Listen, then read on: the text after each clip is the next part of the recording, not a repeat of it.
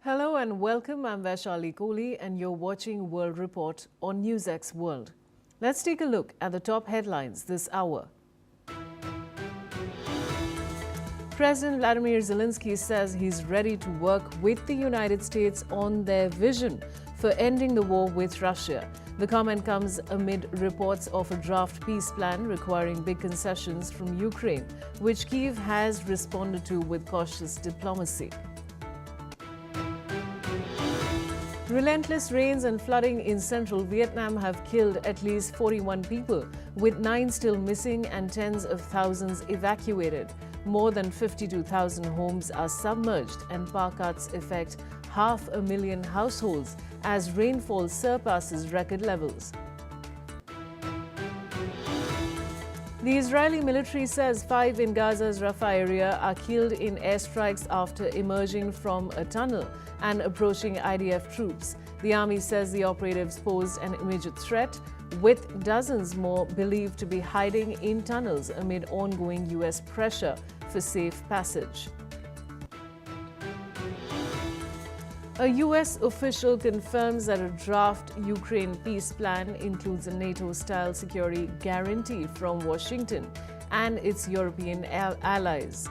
The plan would see any future significant Russian attack treated as a threat to transatlantic security, triggering a joint response. A Russian strike on the city of Zaporizhia kills 5 people and injures 3 more. The regional governor says images show buildings in flames and streets covered in debris after warnings of a guided bomb attack. Bangladesh says at least 3 people are killed after a 5.5 magnitude earthquake strikes near Narsingdi. The quake hits just outside Dhaka, with officials still assessing damage and casualties. China says trade cooperation with Japan is severely damaged after Tokyo's recent comments about Taiwan. Beijing urges Japan to withdraw the remarks, saying they undermine the political foundation of bilateral relations. Gunmen in Nigeria abduct 52 students from a Catholic school in Niger State. Local media have reported. Officials confirm a kidnapping but say the exact number of taken pupils is still being verified.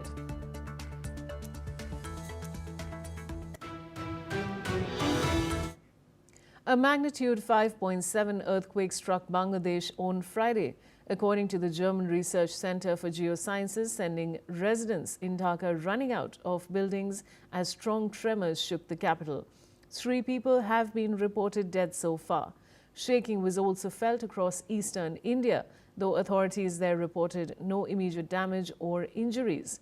The USGs said the quake's epicenter was near Narsingdi, about 40 kilometers from Dhaka, at a shallow depth of 10 kilometers, a depth that typically makes tremors feel stronger on the surface.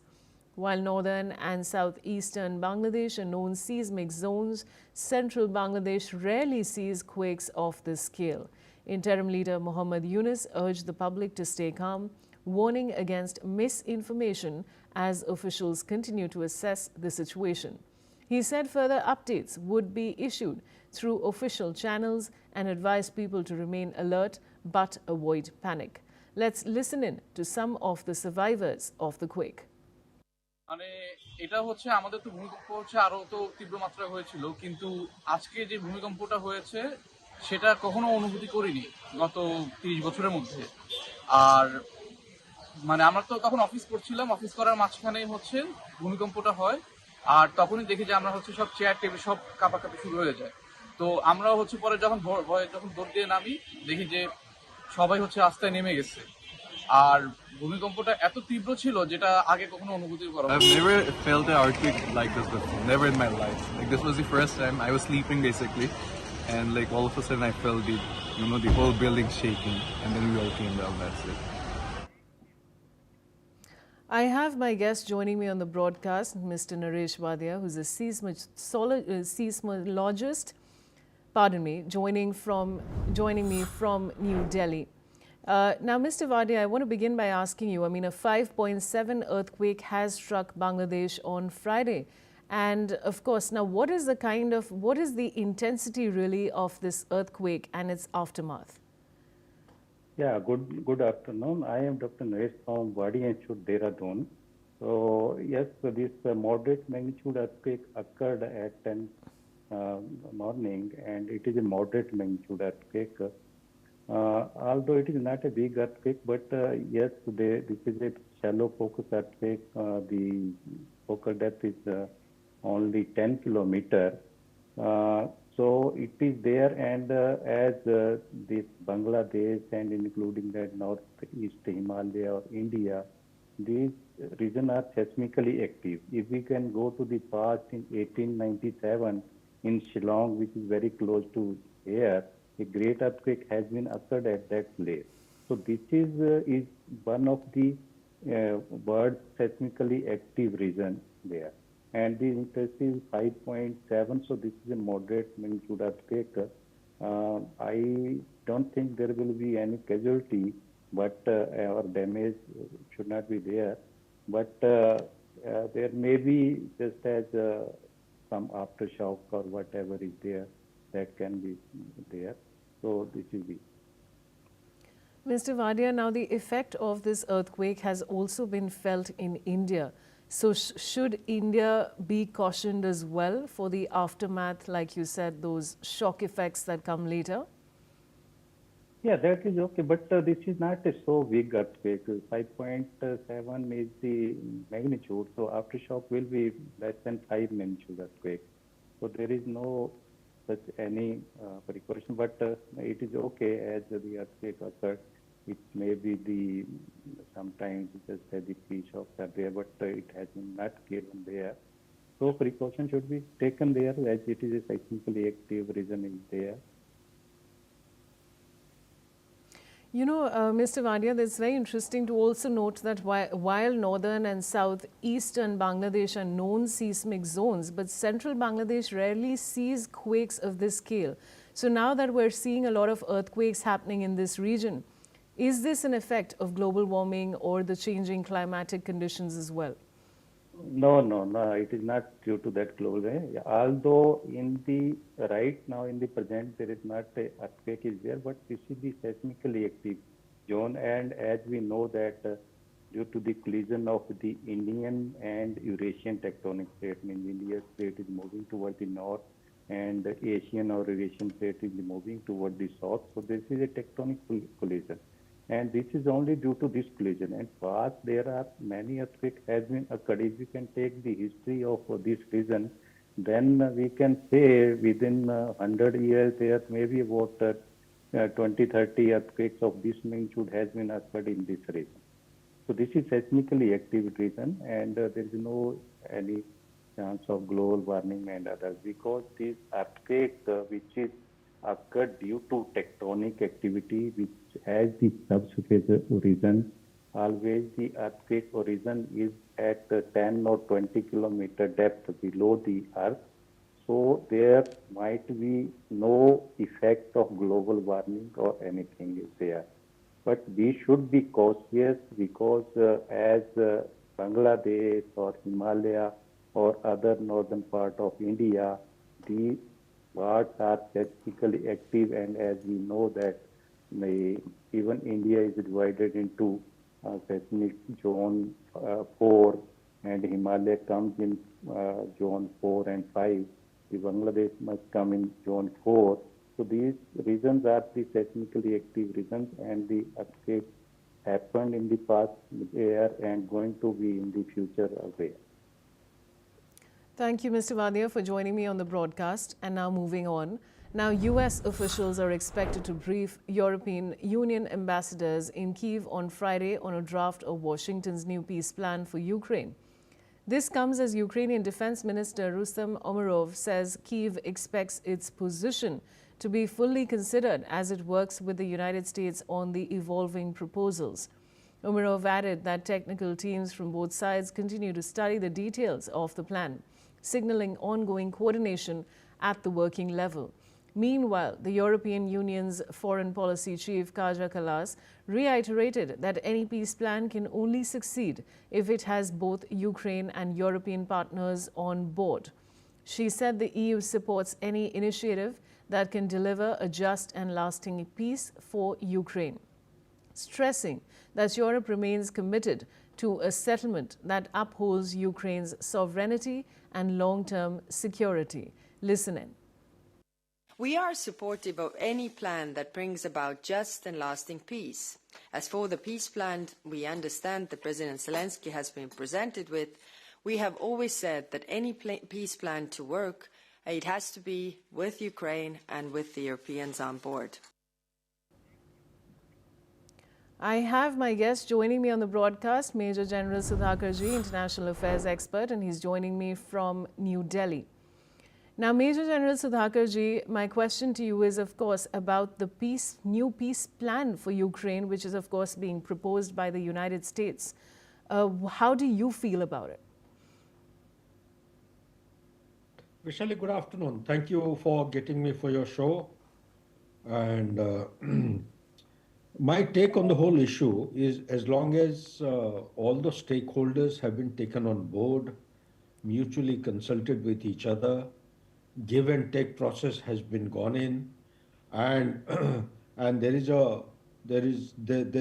all the stakeholders are on a roadmap to a platform of convergence. I think we should not have any problem, because it's a mindless conflict which has been going on for more than going to be 4 years now, and it must come to an end as early as possible. But having said that, take a look at the inner dynamics and the issues little more critically. Now, what is there in the peace proposal? Has it been disclosed, declassified? Some of the channels have started bringing out in a very selective manner. I'm given to understand there are 16 or 18 or 20 odd points. Out of that, they are flashing only 6 to 7 points. And in fact, I would recommend NewsX World would do well if you could also lay your hands on what are the points, what are the constituents of the peace proposal that we need to know. You have to make it public. But to the best of my knowledge, what I have gleaned since last midnight till now is that it is all in favor of Russia. Ukraine is going to cry hoarse because they will be subjected to territorial loss, and that territorial loss of 20% land, whether it is going to be until democracy is supposed to ratify any give and take of land, only then it becomes meaningful and substantive. So whether the parliament of Ukraine will accept it or not, that remains to be seen. And if it is being done under duress, well, they have no option. They have to bring an end to this mindless conflict, because at the moment, Ukraine does not have the capable force level to continue with the fight. No matter, Zelensky may be going from one country to another to collect military aid, but even the military aid alone is not going to be enough. They have to have adequate number of soldiers behind.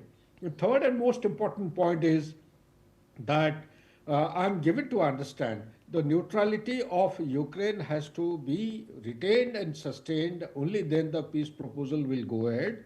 And the next point that comes to my mind is that it is going to be based on as is where is basis. In fact, the complete Donbass at the moment, I'm given to understand 90% is under occupation of Russia, remaining 10% with Ukraine. The remaining 10% also has to come the way of Russia. So that means entire Donbass, because they want to have a bridge connecting right up to Crimea without any possible or potential threat or interdiction in future. So with that, also the Ukrainian forces have to be not demilitarized, but partially their military component has to be scaled down.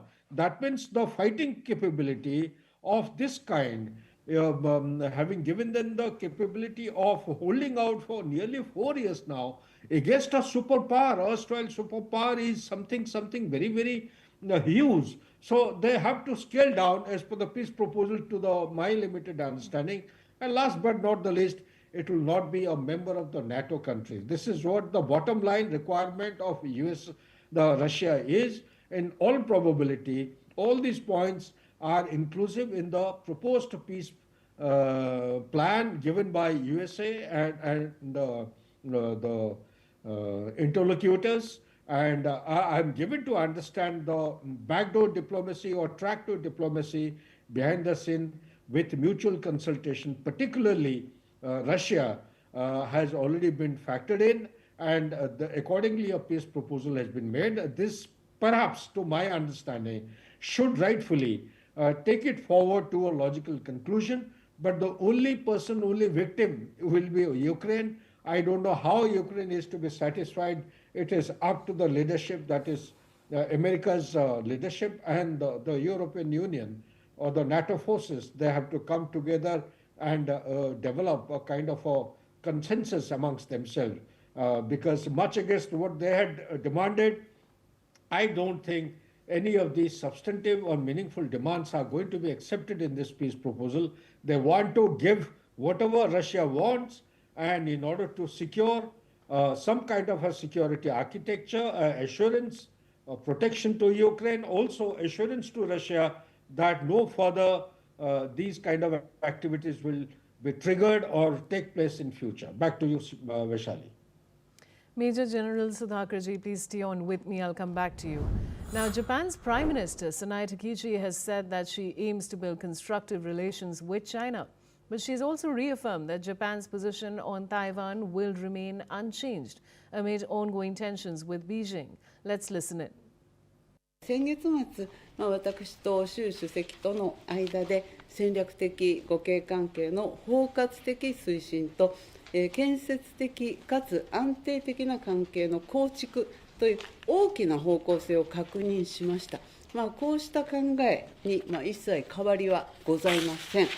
いかなる事態が、存立危機事態に該当するかということにつきましては、実際に発生した事態の個別具体的な状況に即して、政府がすべての情報を総合的に判断すると。Meanwhile, China's foreign ministry has responded to PM Taikichi's remark on Taiwan, stating that her comments suggesting possible military intervention in China-Taiwan relations have sparked much public outrage. The ministry has also stressed that China firmly opposes such statements. Let's listen in. 日方如果真心想发展中日战略互惠关系，构建契合新时代要求的建设性、稳定的中日关系，就应该恪守中日4个政治文件精神和所做的政治承诺，立即收回错误言论，切实把对华承诺体现在实际行动上。Now, these comments from the two leading nations of East Asia come as Japan's cabinet approves a $135 billion economic stimulus package. Japan's government also plans to approve a supplementary budget by next week and seek parliamentary approval before the year end. I have my guest joining me, Major General Sudhakarji, who's an international affairs expert, joining me from New Delhi. Now, Major General, of course, Sanae Takichi has also taken a stand. She's said that she aims to build constructive relations with China, but she's also reaffirmed that Japan's position on Taiwan will remain unchanged. Your comments, please. Vishali, I think the Prime Minister of Japan has not only taken a stand, but has had the guts to speak the truth, call spade a spade. In doing so, she has not missed her language or words. Japan has to be seen from the perspective of its layout, geographical layout. It is not one dot or one piece of island. It is archipelago extending from the north, from Kuril coming down to Senkaku. Senkaku is very close, or Diao Island is very close to Taiwan. So anything happening in Taiwan, if there is an attack on Taiwan, obviously the Senkaku Island of Japan, which is next door, just at a stone's throw, a pebble's throwing distance, obviously it will be affected. So she has not said anything. Any attack on Taiwan will have a direct bearing on Japan. That means that Japan is going to be threatened. I admire the boldness of the Prime Minister, new Prime Minister of Japan. I think she is the first leader in Japan to call spade a spade on subject related to Taiwan. No one else, none of the leaders, including may his soul rest in peace, Mr. Abe also used to be very diplomatic while talking about Taiwan. No leader of Japan has ever made a statement like this. Hats off to this lady and the Prime Minister of Japan. And having said that, so what next? The next thing is a process of negotiation. Japan knows what the reality is and they have called it out loud and clearly to China. China also knows that their point of dispute with Japan is the Senkaku Island. They claim that Senkaku Island belongs to them. Japan has been, it is under the custody or occupation of Japan as on today. This island also reportedly has got a huge reservoir of oil and gas and minerals and critical minerals over there. That is why China wants to, extend its economic zone, exclusive economic zone, and claim that that island belongs to China. So therefore, this dispute will carry on. At the end of it, I am very confident and sure that the leadership at both the ends, no matter how hard stance they may be taking or aggressive stance they may be taking, it will all calm down in near future and they will come to the table, discuss how best the relationship can be carried forward. This is the second point. Third point, I want to also clarify, if you allow me one more minute. For China, the first chain of island is actually a big obstacle. This first chain, second chain, third chain, fourth chain, there are 5 chains of islands.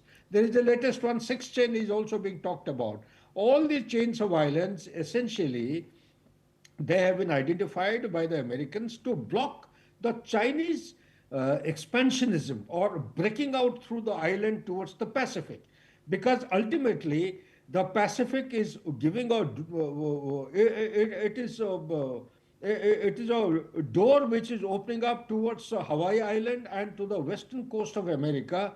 Therefore, it is likely to be threatened, and therefore they have selected 3 different layers of the lines of the chain island. The first chain island is starting from Kuril through Japan, coming down to the Senkaku, going down to Taiwan and towards Brunei. This is the first chain.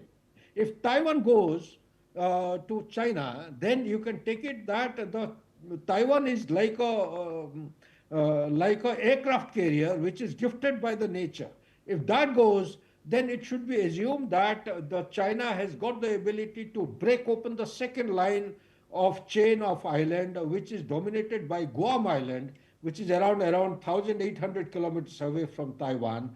And after the breakthrough, they will have easy access and passes right up to Hawaii, and they can threaten America. So therefore, it is actually a no-go case as far as USA is concerned. Those who have understood the TRA, Taiwan Relation Act 1979, USA deliberately has kept it ambiguous. On one hand, they have accepted one China policy. Major General, I'll just have to interrupt you for a minute, but I'll come back to you and I'll let you complete your thought. Now, Japan's Prime Minister Sanae Takichi has approved a 21.3 trillion yen or $135.4 billion stimulus package. Her first major policy move since taking office and the country's largest since the COVID pandemic.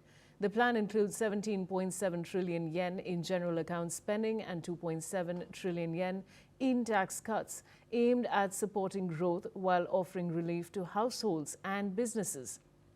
But the scale of the package has rattled financial markets, pushing the yen to a 10-month low and sending long-term Japanese government bond yields to record highs as investors worry about Japan's deteriorating fiscal position.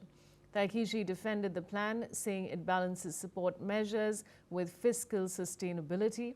She said the government will use higher than expected tax revenue and non-tax income first, with any shortfall funded through additional bond issuance. Even so, total bond issuance for the fiscal year is expected to remain below last year's yen 42.1 trillion. And I have my guest, Major General Sudhakarji, International Affairs expert, joining me from New Delhi. Now, Major General, you were completing your thought previously about Japan. Please go ahead.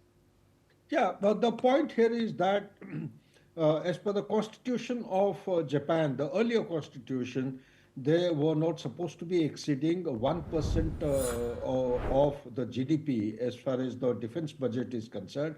But the parliament has already ratified. They have now on to giving it a boost to 2% of the GDP. Subsequently, they will be actually raising the expenditure budget of the defense. The defense preparation is actually in full swing, and they're in collaboration with countries like Philippines and down south, and we all know what relations India and Japan have. Plus, it is a non-NATO kind of an ally of USA. So USA has already given, it's already under the nuclear umbrella. It has got assurance of the USA to give it protection. But is it actually taking the world order in that direction which will warrant this kind of expenses? Yes. The South China Sea, unfortunately, will turn out to be the hottest and most irreversible kind of a dynamic conflict situation. It is not a potential flashpoint, it is already a flashpoint. It does not actually attract attention because the human mind is always getting attracted to something which is known to us, the Central Europe between Russia and Ukraine and the Middle East. The things are happening in the hybrid form, in the irregular form of warfare in South China Sea between Japan and Philippines and other countries. They are claiming their portion of economic exclusive zone in the South China Sea, but China has been insisting and persisting despite the arbitration court's order of 2016 that the 9-dash line is nothing tenable, it is not acceptable, it is much against the principles and the guidelines given in the United Nations Convention for the Laws of the Sea, UNCLOS, 1982. So therefore, this contention will continue. China will continue to assert and try to break through the first chain of island and thereafter pose a threat to the second threat of island.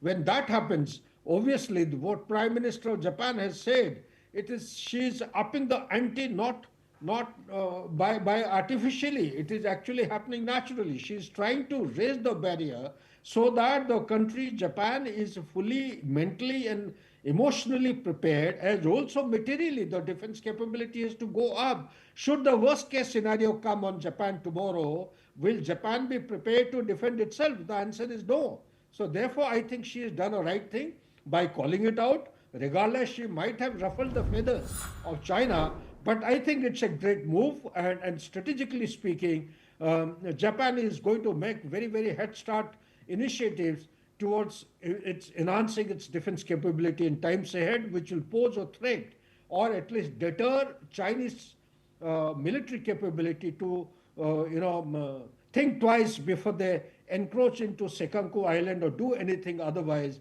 against Japan. Taiwan, yes, they have a locus standi. They may continue to do whatever they wish to. That is between China and USA, but indirectly or directly, Japan will definitely come under the influence and the impact. Thank you, Major General, for joining me on the broadcast. And now moving on.